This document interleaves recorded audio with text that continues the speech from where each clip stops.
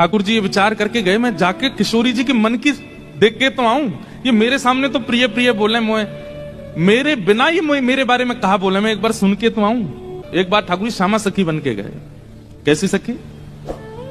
नीचे लहंगा पहनो है, ऊपर चुनरी पहनी, बिल्कुल यहाँ तक पूरी चुनरी लगा ली है, हाथन में बढ़िया चूड़ी पहनी है, कानन में कुंडल पहने हैं, क्षुद्र घंटे का यशोदा मैया ने पहनाई, वहां में छोटी छोटी घंटी लग रही है, वह कौंधनी बना करके कमर में पहनी है, पामन में बाजेब पहनी। ठाकुर जी गए श्यामा सखी बन करके किशोरी जी के पास, बरसाने में प्रवेश कियो।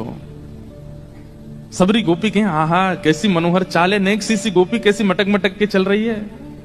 अरे सखी तू कौन की लाली है? ठाकुर जी तेज तो हैं बोलवे में, जो पूछे तू कौन की लाली, बोले तेरी हूं, भूल गई। अरे बड़ी चपड़ चपड़ बोला है। किशोरी जी बोली कहो सखी कहा नाम है तुम्हारो? अजी मेरो नाम तो श्यामा सखी है। बताओ कहा बात है? बोली मैं आपसे आज न्याय की याचना करके आई हूं। मैं रहूं नंदगाम में, और नंदगाम में नंद बाबा के महल के बिल्कुल समीप ही मेरो घर है। तो विशाखा जी बोली तो नंद बाबा के पास जाती न्याय लेवे, तुम बरसाने का आई हो? बोले वहां नहीं मिलेगा, यही मारे तो यहां आई हूं। और बात इतनी गंभीर है कि मैं वृषभानु बाबा से ना कह सकूं, आप तो ही कहूंगे। किशोरी जी बोली कहो। श्यामा सखी रोने लगी। ठाकुर जी रोने लगे, आंसू ने पहुंचने लगे। अरे मैं कहां बताऊं, कैसे मोहते कहूं, मुझको तो लज्जा आ रही है बतावे में। श्री जी बोली ऐसे मत करो, बताओ बताओ कहा बात है?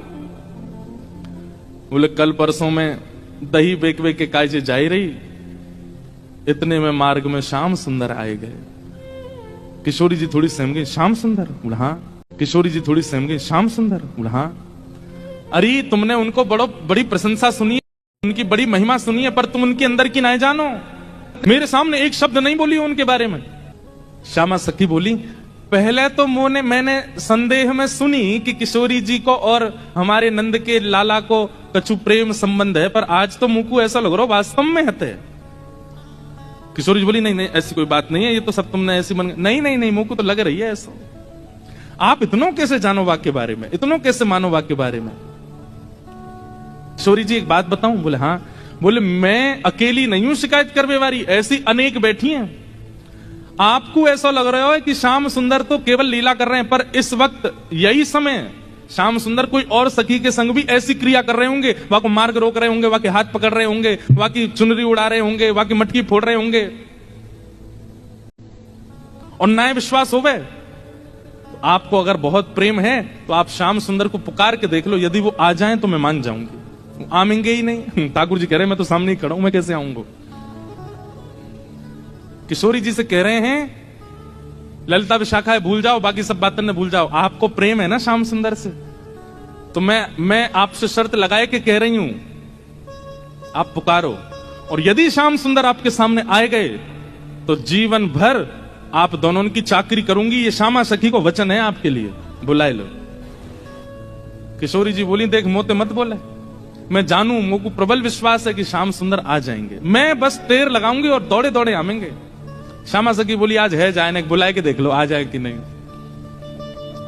किशोरी जी तुरंत नेत्र बंद करके बैठी, नेत्र बंद करके किशोरी जी स्मरण कर रही हैं श्याम सुंदर को, और जब कह रही हैं कि हे श्याम सुंदर मैं तो आपकी दासी हूं, जबकि ये बात गलत है। ठाकुर जी दास मानते हैं अपने आप को किशोरी जी के चरणों का, लेकिन आज किशोरी जी ने वास्तव में तो बात यह है कि जैसे ही नेत्र बंद किए हैं किशोरी जी ने और स्मरण करना प्रारंभ किया, कहां है श्याम सुंदर, कहां है मेरे प्राणनाथ, कहां है मेरे जीवन धन, तो जैसे किशोरी जी ने नेत्र बंद करके स्मरण किया तो किशोरी जी पूरे ब्रजमंडल में भ्रमण कर आई, लेकिन ठाकुर जी नहीं मिले।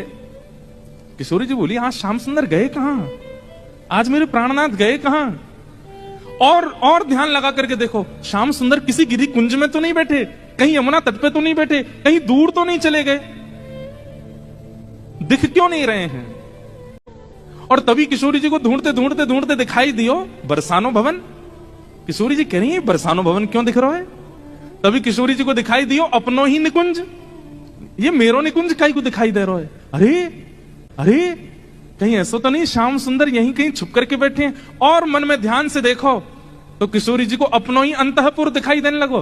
किशोरी जी बोली मेरे अंतःपुर में तो केवल ललिता है, विशाखा है, मैं हूं और श्यामा सखी। और ध्यान लगा करके देखो तो क्षुद्र घंटिका दिखाई देने लगी जो श्यामा सखी ने पहन रखी है। किशोरी जी बोली ये क्या क्षुद्र घंटिका, ये तो मैंने अभी कहीं, अरे ये तो श्यामा सखी की कमर पे देखी। और जब और ध्यान लगा करके देखो तो घूंघट के भीतर कमल नैन मटक रहे हैं, इधर उधर आंख मटका रहे हैं। तुरंत किशोरी जी ने नेत्र खोल करके गई, श्याम सुंदर आप तो सामने ही खड़े हो, श्याम सुंदर आप तो सामने ही खड़े हो। और जैसे ये बात कही ललिता विशाखा दौड़ करके कहां है कहां है कहां, बोले यही श्यामा सखी, पकड़ो याकू। ठाकुर जी दौड़ने लगे वहां से, इतने में ही पकड़ ली और पकड़ करके जैसे ही चुनरी उतारी, आहा श्याम सुंदर तो सामने ही खड़े। कैसा प्रेम है ये प्रेम, इसको आप संसार में घटा ही नहीं सकते हो। अब तो ललिता विशाखा पकड़ करके खड़ी हैं और ठाकुर जी की ऐसी बेणी, आहा अंदर बिंदी लगा करके आए, काजल लंबो लंबो खींच के आए, अपने घुंघराले केशन की बढ़िया बेणी गूंथ करके जैसे कोई छोरी तैयार हुए ऐसे बन के आए। किशोरी जी बोली पकड़ के रखो अब इनको, ने रज रज के देख तो लूं आज, हैं सामने आए कि श्यामा सखी बन के अपनी बुराई कर रहे हो मुझे। अरे श्यामाजू मैं तो आपके हृदय की जान में आयो कि आप मेरे बारे में कैसी विचारधारा रखो।